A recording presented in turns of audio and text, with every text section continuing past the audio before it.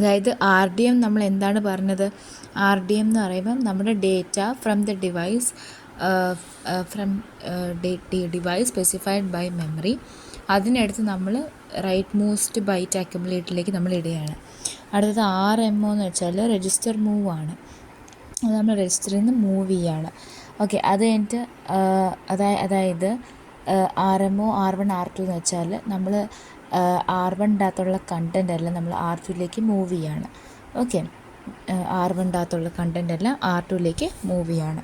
അത് കഴിഞ്ഞിട്ട് R sub എന്ന് വെച്ചാൽ നമ്മൾ ജെ സബ് പഠിച്ചു.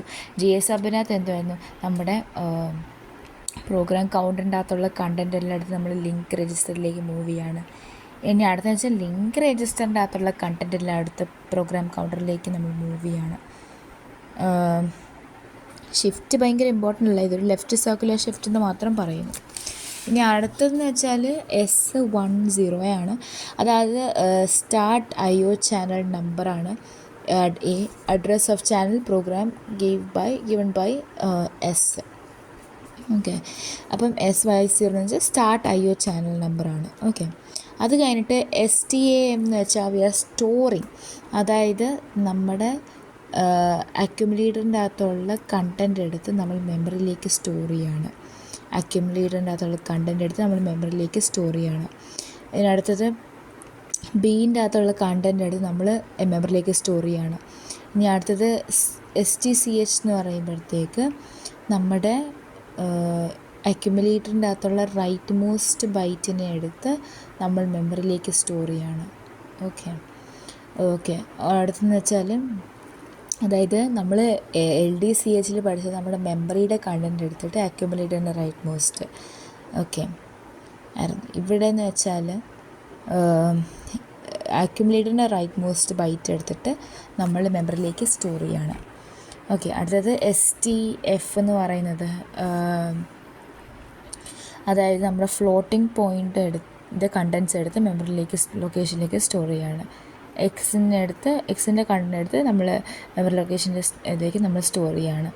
എന്നിട്ട് സബ് എം എന്ന് വെച്ചാൽ സബ്ട്രാക്റ്റാണ്. അതായത് നമ്മുടെ എന്ന് പറയുന്ന അക്യുമുലേറ്റർ മൈനസ് മെമ്മറി കണ്ടൻറ്റ് അത് നമ്മൾ സ്റ്റോർ ചെയ്യുന്നത് അക്യുമുലേറ്ററിലേക്കാണ്. Floating point minus memory content, floating point രജിസ്റ്ററിൻ്റെ കണ്ടൻറ്റ് മൈനസ് മെമ്മറിൻ്റെ കണ്ടൻറ്റ് അതെടുത്ത് നമ്മൾ ഫ്ലോട്ടിംഗ് പോയിൻറ്റിലേക്ക് ഇടുകയാണ്.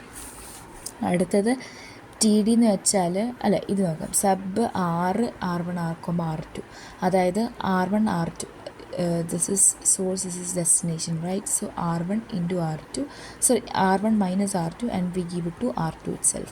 And test device ആണിത്, specified by memory. Okay, this is test IO channel number A. And what is TIX? TIX എന്ന് വെച്ചാൽ we increment the value of X and we compare it with the M register. അതായത് X എന്ന് പറയുന്നത് x+1 ആണ് X, and we compare that value of X with the memory registers. And of that നമ്മൾ ടിക്സ് R1 ആണ് നോക്കുന്നത്. അതായത് we increment the value of the X and we compare with the R1 register. Okay, അന്ന് WD എന്ന് വെച്ചാൽ നമ്മൾ RD എന്താണ് പഠിച്ചത്? നമ്മൾ പഠിച്ചത്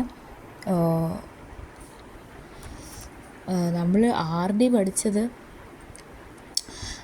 നമ്മൾക്ക് എന്താണ്, നമ്മുടെ data from the device specified ആണ് നമ്മൾ അക്യുമുലേറ്റർ റൈറ്റ് മോസ്റ്റ് ബൈറ്റിൽ കൊടുക്കും. ഇവിടെ എന്ന് വെച്ചാൽ നമ്മുടെ അക്യുമുലേറ്ററിന് റൈറ്റ് മോസ്റ്റ് ബൈറ്റ് എടുത്ത് ഡിവൈസ് സ്പെസിഫൈഡ് ബൈ മെമ്മറി കൊടുക്കും.